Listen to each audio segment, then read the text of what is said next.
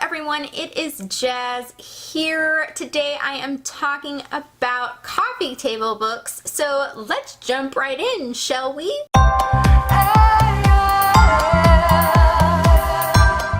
So my mom got a really cool idea for me to talk about our coffee table books that we have in the house, and we also thought too that we needed more coffee table books in our house, so we decided to go and get some more. So this video is going to be kind of a mixture of a coffee table book haul as well as just talking about the ones we already had in our collection. So I have three main reasons why I really love coffee table books. First reason is that they are really cool decorations for your house. You can definitely use them to just show what you like in your space because they are big books and they really have cool pictures usually, and they're just great things for displaying. Second reason is that they're just great to have around when you have guests over a lot, or in my case, I do teach dance and my mom teaches music out of our house, so thus we can actually have something for the parents to read while they're waiting. And my third reason is that coffee table books are a really great way to ingest nonfiction in a way that's maybe not as overwhelming as by reading like a big nonfiction book. So they are kind of laid out in a way that if you do want to know something about history or a certain person or a certain subject, they have like just a little short blurb about it, and also you're getting some cool visuals with it. Let's first of all talk about the coffee table books that I already owned. So I thought I'd start off with my Audrey Hepburn coffee table book. This one should look familiar because it usually does sit behind me here, and recently, because I've gotten more of a stack back there, you've been able to actually see my Audrey Hepburn coffee table book a lot better. So I flipping love Audrey Hepburn. I think she was the coolest actress and she is the bomb, and she actually is featured in many different places in my room. What is fun about this book is that it features pictures of Audrey Hepburn, some famous, some that are like maybe the less popular ones that you don't always see, which I think is really great.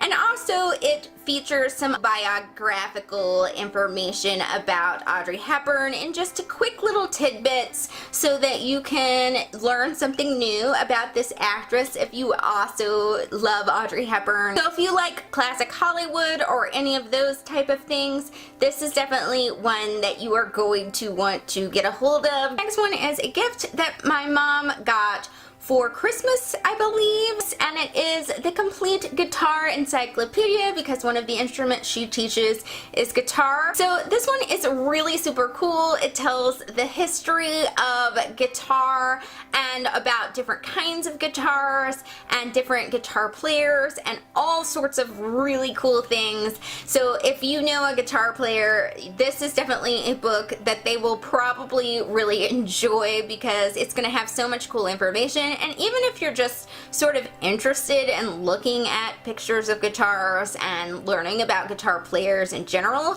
you're probably gonna like this too. The next one is pretty darn cool, and it is a steampunk book, and this one is all about the history of steampunk, which is so fun because I just flipping adore anything that's steampunk. It's just really fun, and it's the coolest kind of genre or subgenre of science fiction, and I just get the greatest joy out of this. I really like how they lay out the pages in this. It definitely is very cool visually. They kind of like make the pages look like old paper sometimes, and they definitely show a lot of gears and different things about how they work, and also it's just really cool to learn about the history of steampunk in these short little blurbs that they put in here. So I think that is the bomb. Then I have this really cool one, and it's called The Ultimate Encyclopedia of Mythology. So this one we got because me and my mom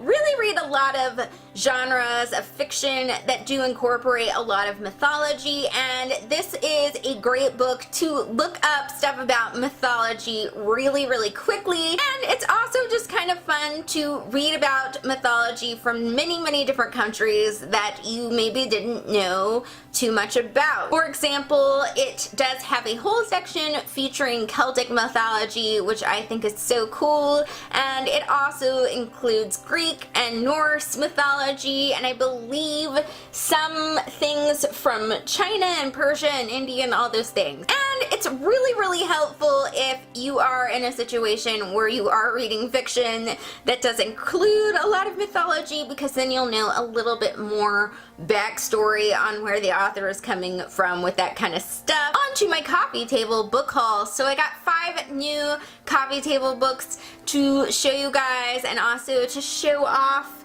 in my house, and I am super excited about these because they are so fabulous. The first one I got was Creating Sherlock Holmes, the remarkable story of Sir Arthur Conan Doyle. So this is basically about the author of the Sherlock Holmes novels, Sir Arthur Conan Doyle, and basically how he developed the Sherlock Holmes character and novels. And I love me some Sherlock Holmes, so I definitely had to pick this up. This book is so darn cool, and part of it is because of the design. I really love how each page kind of looks like it's old paper, and I also love how they did the fonts, and they have these really cool illustrations of the different people that they're talking about, and I think I'm really going to enjoy reading the biographical information. Charlotte Montague, who did the previous book that I just mentioned, also has one on Edgar Allan Poe, so it's the same kind of idea. It is a biography sort of Edgar Allan Poe. It has some really cool kind of artistry in here. Same thing, that kind of aged page look with the borders, which I really still enjoy in this one. And I am also very excited to learn more about Edgar Allan Poe through reading this book, because I know a little bit about him, but who doesn't want to learn more? So if you are also a fan of this author, I think this one is definitely one to pick up for sure. This one is really fun. It's called Kings and Queens, a chronicle of history's most interesting monarchs. Now, I was super attracted to picking this one up because a lot of times when I'm looking for a documentary to watch, I will go ahead and watch one on some kind of royalty in some kind of country. And this is what this book is all about. Different kinds of royalty in all sorts of different countries in the past, and I really love the layout of this, how they have certain kind of subjects that stick out in bold, and then if you want to read more, you can read more. It also contains quite a few very nice pictures and maps and things like that, and I am excited to pick this up once in a while and just read about different kings and queens. The next one I got is music related, and it is called Best-selling albums of all time. The way this book is laid out is that it goes through different decades, starting with the 50s and going to about 2010, so quite a few little decades through there, and it basically shows kind of the top albums that were sold during those decades, and it gives a little background on those albums and also has a really cool picture of it, and also tells you all the songs that were on that album. I just thought this one would be great because I do collect vinyl, and if I went into a store to get used vinyl or vintage vinyl, I would be a little bit more familiar with some of these albums and which ones were probably the most popular, and then I would be more inclined to pick up those albums. But I discovered while flipping through this that I do have some of the most selling albums of all time. The last book that I have to show you for today is Ultimate Marvel, and I saw this and I was like, I need to have this. So basically what this book does is it talks about everything in the Marvel Universe. It talks about the history of the Marvel Universe.